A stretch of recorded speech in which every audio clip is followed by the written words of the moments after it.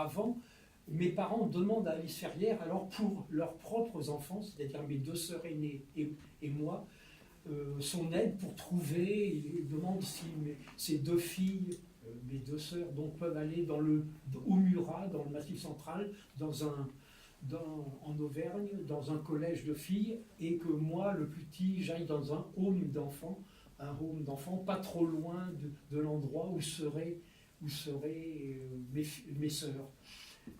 Alice Ferrière dit oui, d'accord, je vais chercher. Entre-temps, là, le temps, il n'y avait pas beaucoup de temps.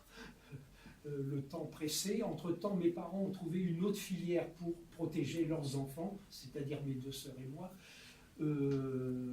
par le grand rabbin de Marseille, Salzer, René Salzer, qui avait déjà mis, j'en parlais tout à l'heure, à Saint-Gervais, en Haute-Savoie, ces 2 filles dans un home d'enfants.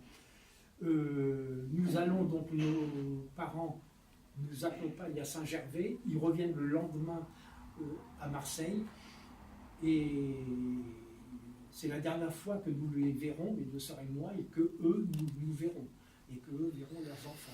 Ils repartent, après nous avoir amenés à Saint-Gervais, ils repartent à Marseille, et un mois après, au moment où ils allaient passer eux aussi dans la clandestinité, ne pouvant plus faire pour aider les autres Israélites dans la détresse, au moment où ils allaient partir avec des faux papiers dans la clandestinité pour aller en Suisse, probablement, tout ça, j'ai recueilli des témoignages, des documents.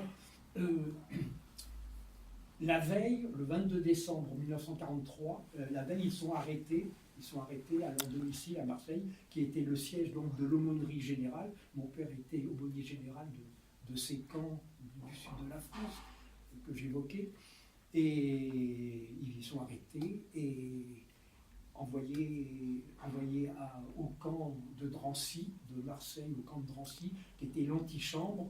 Il reste 15 jours à Drancy, le camp de Drancy, dirigé à l'époque directement par l'armée allemande, enfin avec des ordres des nazis qui étaient au pouvoir en Allemagne.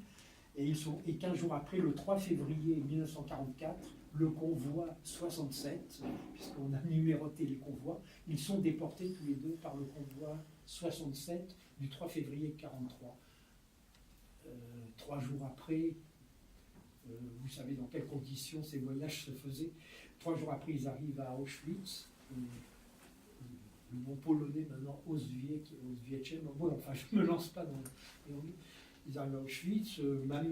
Ma mère survit 1 km, 2 km plus loin de Birkenau. C'était une dépendance d'Auschwitz, comme vous le savez.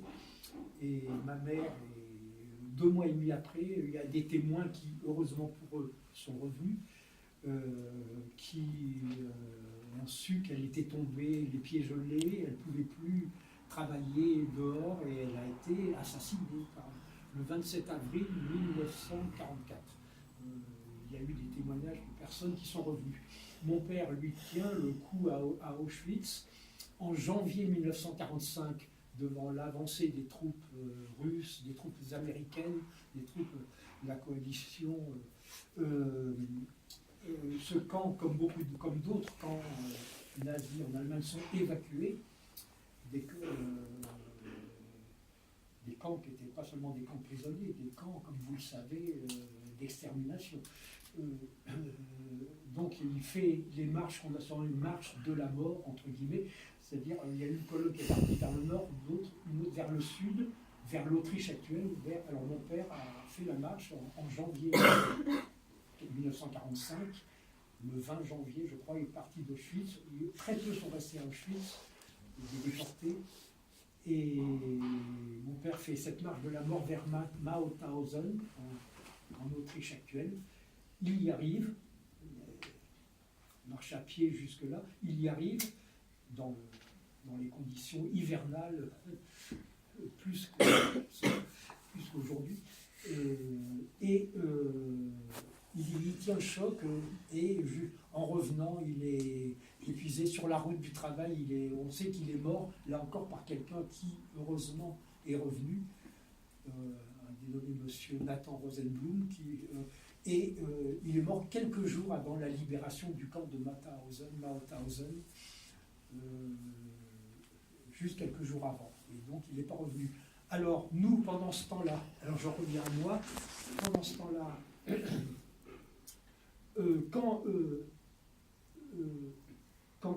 quand René Salzer, le rabbin de Marseille qui avait